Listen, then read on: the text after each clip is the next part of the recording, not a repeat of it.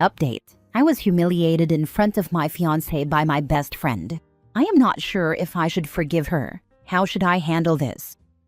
Original post. I will do my best to keep this to as few words as possible. I, 26 female, have a small group of people I consider my best friends that I have known all my life. I'll use fake names for them. Beth, 27 female, Stacy, and Gwen. Of the three, only Gwen is married and or in a relationship. I'm a big girl, 5'3", 260 pounds. I've always had issues with my weight and have had self-esteem issues because of it. I was always told, you have such a beautiful face, and if you were smaller, I would date you.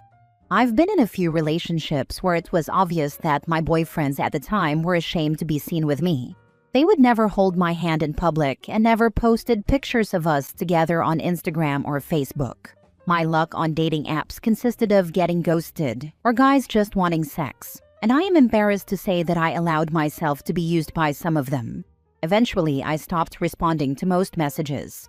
3 years ago, I met my fiancé Kyle, 35 male, at one of my nephew's soccer games. Kyle was the coach and approached me afterward. He asked me if I was ever going to reply to his message.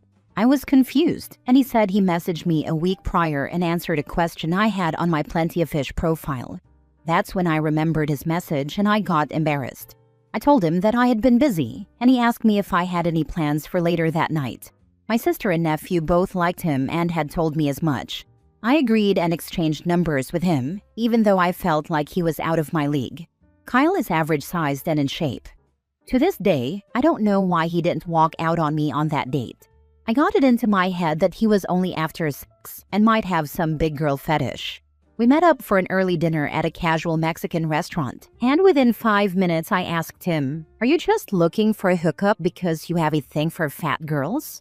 He shook his head and told me he was interested because of things I listed on my profile, like how I liked soccer, my favorite wine, TV shows, and that the photos I posted showed that I like to travel. He led most of the conversation and tried to get me to open up and ask questions. He would gently touch my hand from time to time and tried flirting. Somehow he asked to see me again, and the second date went a lot better.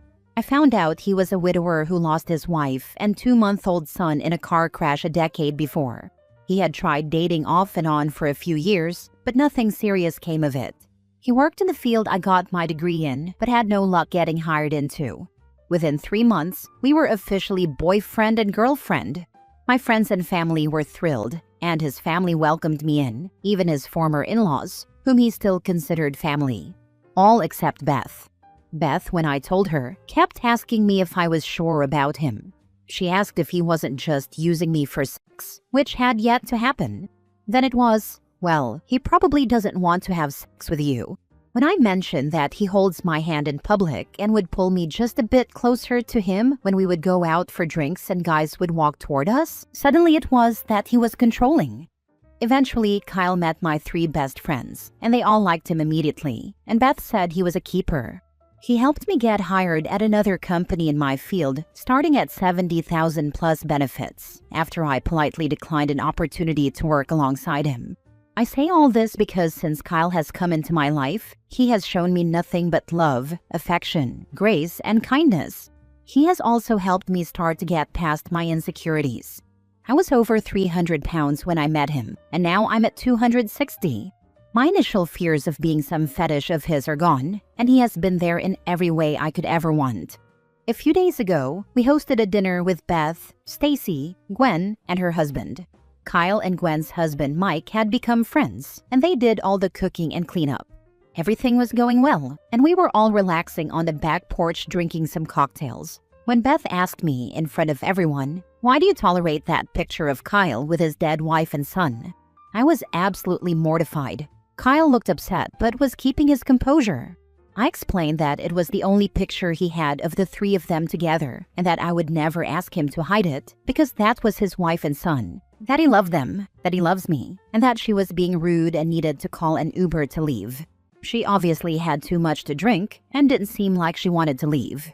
Then she absolutely embarrassed me when she brought up a humiliation I had endured with an ex during the lowest point in my life that I hadn't told Kyle about. I bet keeping the picture up was his idea, and he went along with it like when Jeff would make you wear a pig mask and oink while he banged you. Kyle absolutely exploded on her and yelled that she get the heck out of our house. Mike and Gwen had to drag a now crying Beth out, with Stacy following them. When they left, I just started bawling and looked at Kyle and started repeating that I was sorry and that if he didn't want me anymore, I would understand. All my insecurities that I worked so hard to overcome came flooding back. He just hugged me and kissed the top of my head and told me that what I did before doesn't bother him. It was Beth humiliating me that pissed him off. He told me that it's up to me if I remain friends with her, but he doesn't want to be around Beth anymore. He cleaned up the patio and held me as I fell asleep crying. Today, I texted Beth that we needed to talk. We met up for brunch, and she was very embarrassed about her behavior, but I told her I don't think I can be her friend. She then started to blame Kyle for our friendship ending and said that he was not right in the head for making you look at his dead wife and kid. Don't throw away our friendship over him. I got up, paid for my food, and left. Gwen and Stacy don't want to be in the middle, but agree that Beth was in the wrong and that they are happy that I found the love of my life and hope one day things will return to normal. I told them that I won't be upset if they hang out with Beth, but I don't want to be included if she is with them. They were fine with that. Beth was my first friend and someone I always looked up to. She held me as I cried when my first boyfriend left me a week after I lost my virginity to him because he was dared to date me and sleep with me. Now I'm wavering about wanting to give her another chance. We have so much history and amazing memories. Kyle said he would support me either way, but he was a hard no on being around Beth outside our wedding if I wanted her there. I'm so torn on what to do because she was drunk, but still, she said those words, and they cut me to the core. Should I forgive her or cut her out of my life? Now for the top advice before reading the updates. This is one of the crappiest things I have ever read about someone who dares to call themselves your friend. She is a bitter, insecure, and jealous person. Yes, jealous. Only jealousy can make someone do that many things to put someone else down. I'm very sorry for your previous experience with your ex-boyfriend. If someone did that to my friend, I'd be covering his house in toilet paper and putting his phone number on a notice board as a judge for the best Chewbacca voice competition. That's what friends are for. They always support you and protect you. I'm glad she finally showed you who she is. I bet dollars to donuts she played a significant part in keeping you as insecure as possible and fed you poisonous thoughts about your own worth. Let the trash remove itself from your life. And don't even listen to her advice about his wife and baby. He loves you for a reason, because you are a great person who understands him and his life before you. His loss is not something that can ever be forgotten or removed like a picture. It takes a special kind of love to move forward. I'm glad you found each other. Thank you for what you said, especially about his wife and son. Now I'm crying happy tears. Thank you from the bottom of my heart. Beth is jealous AF that you are in a loving relationship and getting married. She 100% thinks badly of you, thinks she's better, and wonders why it's happening to you and not her. She is constantly trying to sabotage your relationship by getting in your head with her BS questions and opinions. When that didn't work, she attacked your fiancé directly, using the one thing that might push him away, and when that failed, she humiliated you by exposing something terrible to get him to leave you. She is no friend. Drop her and be happy with your remaining friends and fiancé. Thank you. I'm starting to open my eyes to who she really is. I don't need her in my life. Reading the comments and thinking back has been revealing. Now for the updates. I just got a text from Gwen who told me that she and Mike have cut Beth out of their lives. Mike was furious at Beth and got pissed at Gwen for wanting to keep a friend like that. Gwen apologized for even considering keeping Beth as a friend. Mini update 2. I've stayed up too late reading and replying to comments. Thank you everyone for the kind words and for helping me realize that Beth doesn't care about me. I'm hurt, sad, and angry, and actually pity the woman Beth became. Somewhere along the way, the 7-year-old Beth that stood up for me when kids would make fun of me and would share the snacks her mother packed for her, died, and I will mourn the loss of that Beth. Now I have to go crawl into bed and cuddle with my man. Next story. Update. My mother's boyfriend made me realize how insecure my stepmother is. Original post. I feel like I've just gotten to know a new world where I'm basically treated like a person and not a nasty fly. My father has been married to my stepmother for 6 years. They have 2 kids together. I'm 17 years old. I'm quiet. I clean all my things. I work part-time, so I even pay for a lot of my things. I'm not perfect, but I've never been a problem, yet she always made me feel like one. She started by showing annoyance when I went to my father's house. My mother taught me to always wash my own dishes, but I have a clear memory of hearing my stepmother tell my father that she would not clean other people's dishes or cook food for me. I think that was the first time I felt like a nuisance in a place where I used to feel comfortable. My father and I used to always take trips together, and I honestly felt a little excited to go on vacation with my little brothers, but they started going on vacation together as a family, and I was no longer a part of that family. She didn't like me going with them. Then the Christmas photos started. It felt strange when they took a picture with me, and then she would say, "Okay, now one with my family," and I had to step aside. The same thing happened with the photos they have hanging. Baptisms? I am not in them, although I was present at the place. When my siblings were born, she really hated when I was around them. She resented my presence. I remember once asking about this on a Facebook group about stepmoms and getting responses from women saying that my stepmother's behavior was normal, so I just decided to try not to feel bad about it. I think as the years went by it stopped hurting, or so I thought, until I met my mother's boyfriend, who I will call Luigi because he looks like him.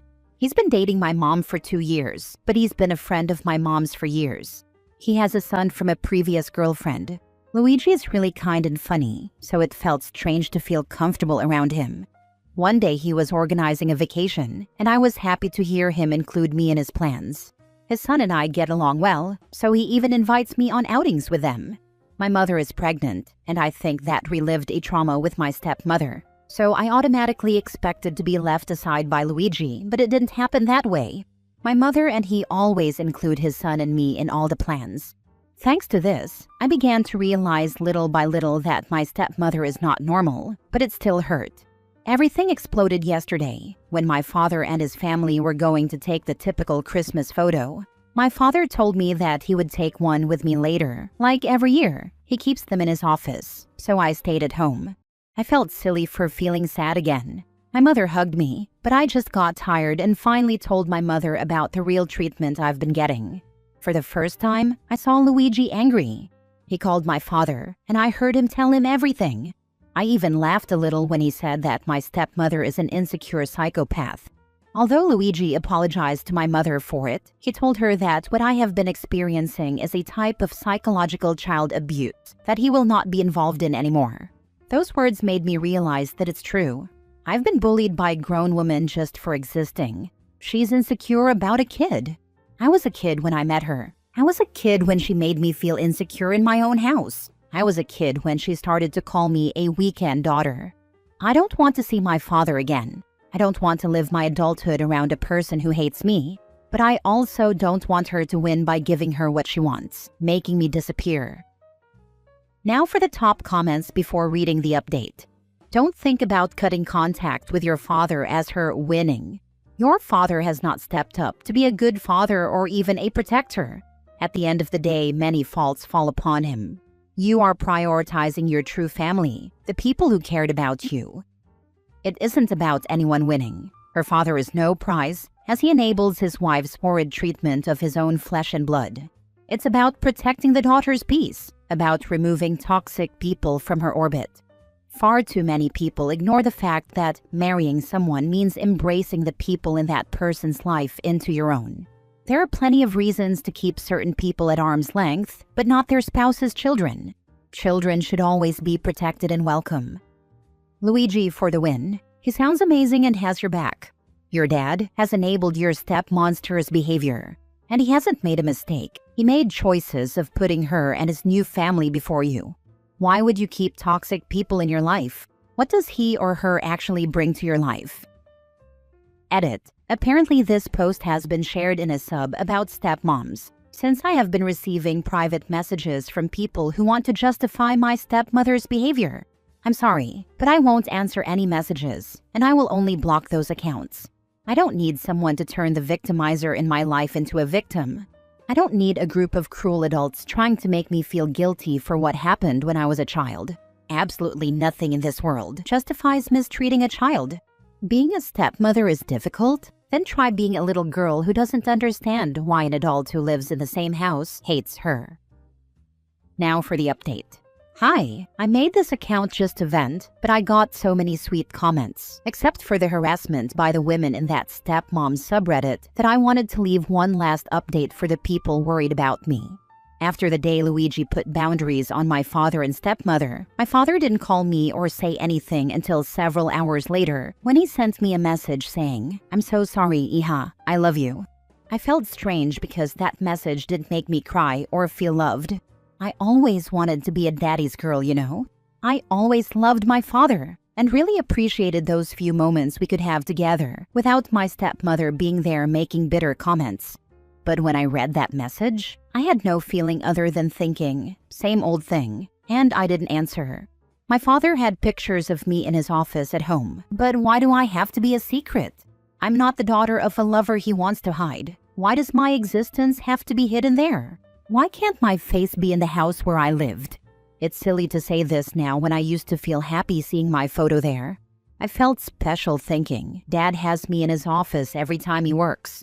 But as I started to grow up, these things took on a darker, more realistic meaning, and that feeling of being special disappeared.